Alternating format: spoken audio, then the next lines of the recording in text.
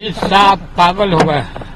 नमस्कार, मैं रजनीकांत। साथ में आप सभी का बहुत बहुत स्वागत है। लोकसभा में चल के आ रहा है, पूरे सदन में हंगामा मचा हुआ है। हंगामा क्यों है बरपा? अभी तो सभी अखबारों की हेडिंग बन चुकी है। अमित शाह जिस तरीके से भीमराव अंबेडकर को लेकर के टिप्पणी करते हैं, शब्द कहते हैं, उसके बाद पूरा सियासी भूचाल तो होना लाजमी था। अमित शाह ने कहा था कि विपक्ष जितनी बार अंबेडकर अंबेडकर अंबेडकर कहती है, यह एक फैशन है, अगर उतने ही बार भगवान का नाम ले ले स्वर्ग चले जाए। अब स्वर्ग भेजने की पूरी गारंटी और तैयारी अमित शाह ने कर रखी है। गृह मंत्री है देश के, बयान भी दिया कि मेरे बातों को तोड़ मरोड़ कर पेश किया गया। सत्ता पक्ष का कहना है कि उनके छोटे से क्लिप्स को वायरल करके पूरे देश को गुमराह किया जा रहा है।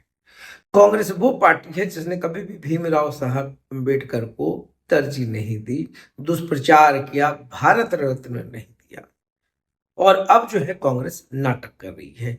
अमित शाह से लेकर प्रधानमंत्री नरेंद्र मोदी तक अपना स्टैंड काफी क्लियर रखा है। कहा है कि बाबा साहब अंबेडकर हमारे लिए पहले भी पूज्य थे और उनको लेकर के बीजेपी हमेशा गंभीर रही है। हालांकि विपक्ष इसे बकवासी कह रही है और विपक्ष की तो लंबी फहरिस्त होती गई। इसके बाद तो प्रियंका गांधी से लेकर राहुल गांधी से लेकर कई बड़े बड़े नेताओं ने एक मोर्चा खोल रखा है, विरोध प्रदर्शन जारी है। प्रियंका गांधी ने भी कहा है कि अंबेडकर के साथ जिस तरीके से अब शब्दों का इस्तेमाल किया गया है अमित शाह के द्वारा, वो निंदनीय है, माफी मांगे।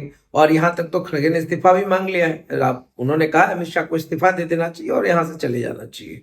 मगर अमित शाह भी कहाँ चूकने वाले, तो कह रहे हैं कि खड़गे जी अभी 10-15 साल आराम से बैठे, आप विपक्ष के ही लायक है, विपक्ष में ही बैठेंगे 10-15 साल तक, तो सपना ना ही देखे तो बेहतर है। चलिए ठीक है। अब अमित शाह ने कह दिया है, इधर लालू यादव भी भड़के हुए। लालू यादव कह रहे हैं पगला गए हैं, अमित शाह पागल हो गए हैं, उनको समझ में नहीं आता है कि क्या बोलना चाहिए, अपमान कर रहे हैं, उनको चले जाना चाहिए। और उधर तेजस्वी यादव कहाँ पीछे छूटने वाले हैं। तेजस्वी यादव ने तो कहा कि अंबेडकर साहब सिर्फ फैशन नहीं, हमारे लिए पैशन भी है, मोटिवेशन भी है, इंस्पिरेशन भी है।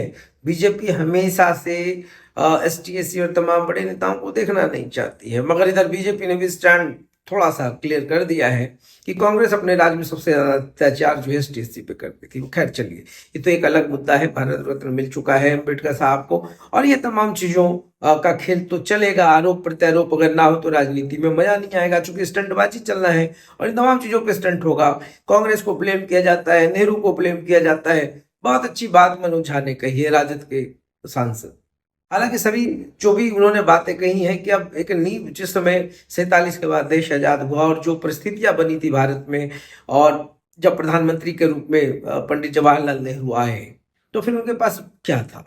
एक विकल्प के रूप में बहुत ज्यादा चीजें नहीं थी, संभावनाओं की तलाश की जा रही थी, कुछ नहीं था।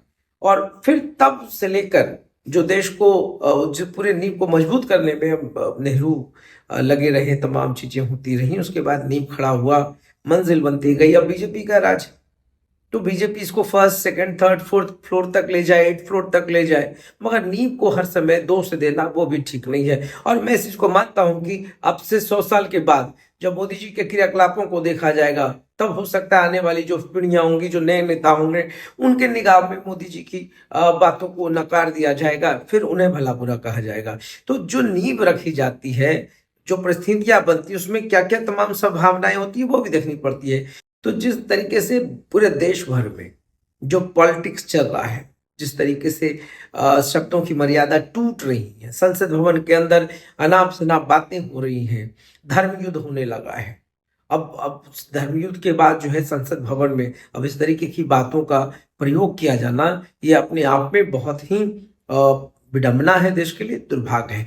तो हर चीज को समझना होगा। देखिए, वन नेशन वन इलेक्शंस का भी एक दौर चला था, आपको याद होगा, उस पर भी बवाल है।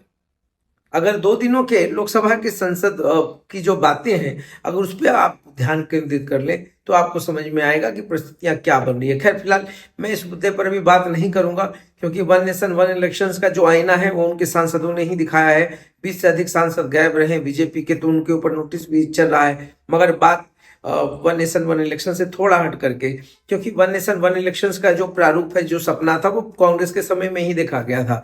67-68 तक ये चीजें चलती रही, 68-69 के बाद ये चीजें परिस्थितियां बदल गई मगर प्रयोग तो तब भी किया गया था। तो जब कांग्रेस के समय में प्रयोग किया गया, जब उन्हें गलत नहीं कहा जा रहा, तो एक मौका तो बीजेपी को भी मिल जाना चाहिए। मुद्दों पर हमारी निगाह है फिलहाल। इस पूरे प्रकरण पे क्या कुछ सामने उभर कर आता है तो देखते रहे साथ। बहुत बहुत धन्यवाद।